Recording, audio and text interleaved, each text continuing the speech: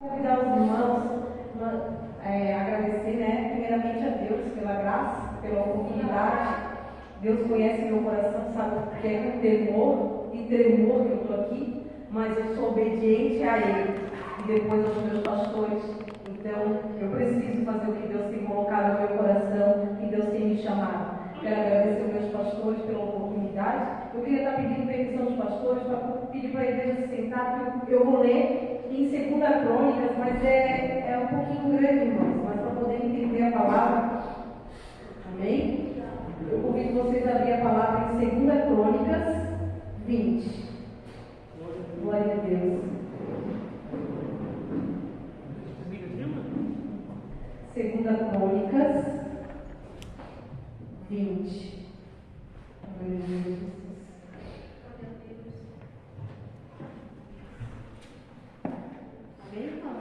Amém?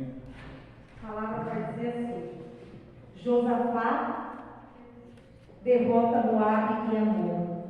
Depois disso, os Moabitas e os Amonitas, com alguns dos Meunitas, entraram em guerra contra Josafá. Então informaram a Josafá: um exército enorme vem contra ti, de Edom, de outro lado do Mar Morto. Já está em Zazazon, Tomar, isto é, em Gezi. Alaclado, Josafá decidiu consultar o Senhor. Proclamou um jejum em todo o reino de Judá. Reuniu-se, pois, o povo, vindo de todas as cidades de Judá para buscar a ajuda do Senhor. Josafá levantou-se na Assembleia de Judá e de Jerusalém, no templo do Senhor, na frente do pátio novo, e orou: Senhor Deus dos nossos antepassados, não é tu o Deus que está nos céus? Tu dominas sobre todos os reinos do mundo. Forças e poder estão em tuas mãos, e ninguém pode opor-se a ti. Não és tu o nosso Deus que expulsaste os habitantes desta terra perante Israel, o teu povo, e desde para sempre aos descendentes do teu amigo Abraão? Eles a têm habitado nela, construíram um santuário em honra ao teu nome, dizendo: se alguma desgraça nos atingir, seja o castigo da espada, seja peste, seja fome, nós nos colocamos em tua presença diante desse tempo, pois ele leva o teu nome, e clamamos a ti nossa angústia, e tu nos ouvirás e nos salvarás. Mas agora, ali estão amonitas, moabitas e habitantes de outros montes de Seir, cujo território não permitiste que Israel invadisse, quando vinha do Egito. Por isso os israelitas se desviaram deles e não os destruíram. Vê agora como estão nos retribuindo ao virem expulsar-nos da terra que nos deste por herança, e nosso Deus não irá tu julgá-los? Pois não temos força para enfrentar esse exército imenso que vem nos atacar. Não sabemos o que fazer, mas os nossos olhos se voltam para ti. Aí no 14 vai dizer assim: então o Espírito do Senhor veio sobre Jaziel, filho de Zacarias, neto de Benaí, bisneto de Jeziel e trineto de Mananitas, levita, descendente de Asaf, no meio da assembleia. Aí eu quero ler lá no 16: amanhã desçam contra eles, eis que virão pela subida de Ziz, e vocês o encontrarão no fim do vale, em frente do deserto de Jeruel. Vocês não precisarão lutar nessa batalha. Tomem suas posições, permaneçam firmes e vejam o livramento que o Senhor lhe dará. Ó Judá, ó Jerusalém, não tenham medo, nem desanime. Saiam para enfrentá-los. Amanhã o Senhor estará com vocês. Aleluia. Amém, irmãos? Amém. Vou ler até aqui. Irmãos, essa passagem de Josafá, Deus já tinha falado no meu coração, mas eu estava, assim como Deus me deu a palavra, o Espírito Santo falava no meu coração, e a gente fica às vezes relutando. Josafá, ele era o rei, né? Na verdade, essa guerra, irmãos, eu até anotei algumas coisas porque a gente fica nervosa e esquece. Essa guerra é uma das maiores intervenções divinas no tempo de batalha na Bíblia. Foi uma das maiores guerras que o Senhor interviu, né? Aqui, Josafá estava passando por alguns períodos onde ele já tinha eliminado grande parte da idolatria do povo de Israel. Josafá era filho de Asa, que já tinha sido um bom rei para a nação de Judá. E Josafá assume e segue os passos do pai. E aqui Josafá, ele era uma pessoa que ele agradava o coração do Senhor, né? E de repente veio sobre Josafá esse aviso que havia 3 exércitos que vinham enfrentar ele, 3 exércitos que iam se levantar contra o povo, né? E Josafá, no primeiro momento, irmãos, ele teve medo, né? Ele ficou meio assustado. Assim como nós, muitas das vezes as lutas vêm, as dificuldades vêm na nossa vida e a primeira reação nossa é o medo, né? Mas ali Josafá ele teve medo, mas depois ele foi orar e falar com o Senhor, onde ele fez essa oração ali, falando para o Senhor, né? Se o Senhor viesse livrar o povo. E assim, irmãos, o Espírito Santo falou muito forte no meu coração. Até me deu um tema. Você escolhe o medo ou o posicionamento.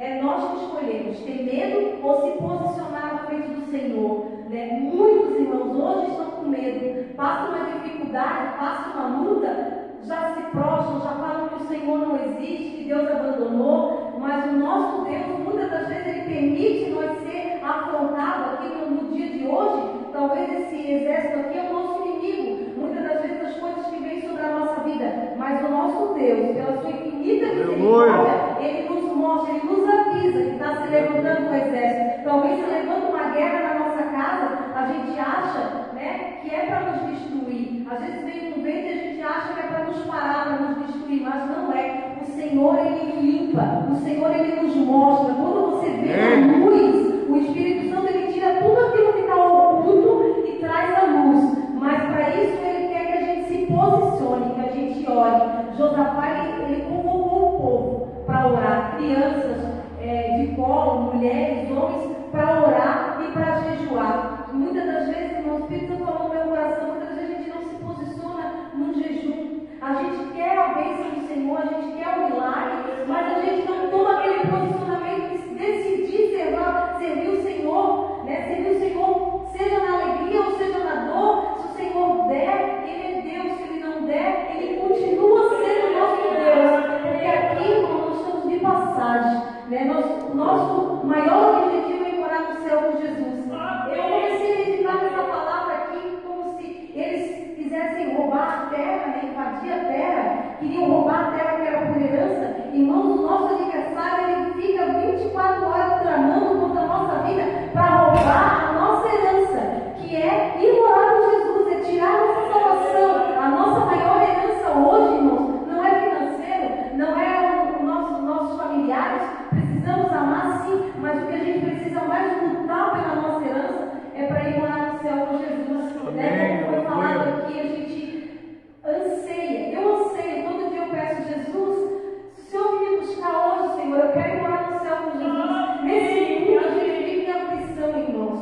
E aqui, então Josafá, ele colocou o povo para orar, né? E também me chamou muita atenção a parte aqui que fala que Josafá, quando ele colocou o povo para orar ali, Deus veio um levita, né, no templo, e Deus usou esse levita para falar com Josafá e com o povo. Aqui quando fala, né, vocês não precisam lutar nessa batalha.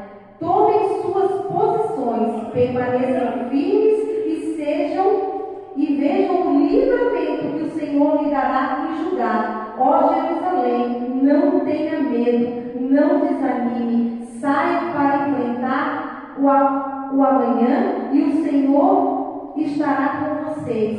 Irmãos, a nossa luta não é contra a carne, a nossa luta é contra a potestade.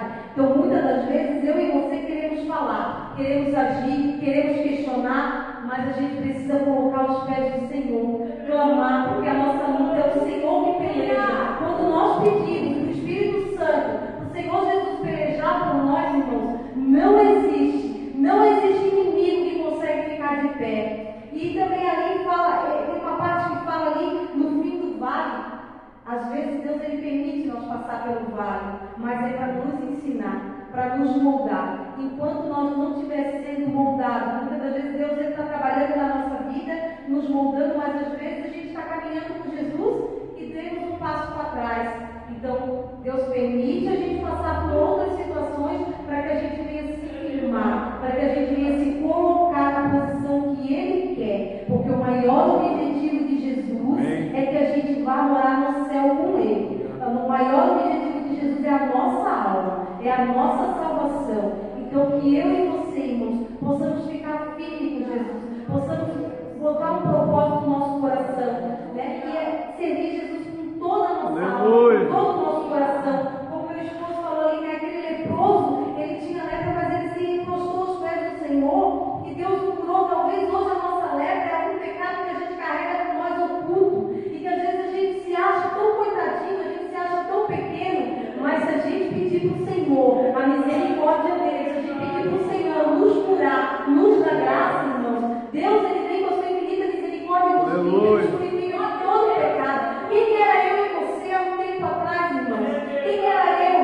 Hoje, quando eu paro e vejo eu aqui em cima, é pela misericórdia de Deus, porque eu era uma mulher totalmente diferente, totalmente. O Espírito Santo foi trabalhando no meu coração e ainda trabalha. E Ele quer trabalhar no meu e no teu coração, nos ensinar a nos moldar, irmãos, a ser totalmente dependente dEle, botar nossa confiança no Senhor, colocar a nossa ansiedade no Senhor. Amém, irmãos? Eu não vou mais além disso, nós estamos em poucos, mas o que o Senhor colocou no meu coração é essa palavra. Eu queria pedir para o Brian soltar um louvor e eu queria que vocês meditassem nesse louvor, que o Espírito Santo vai falar com vocês.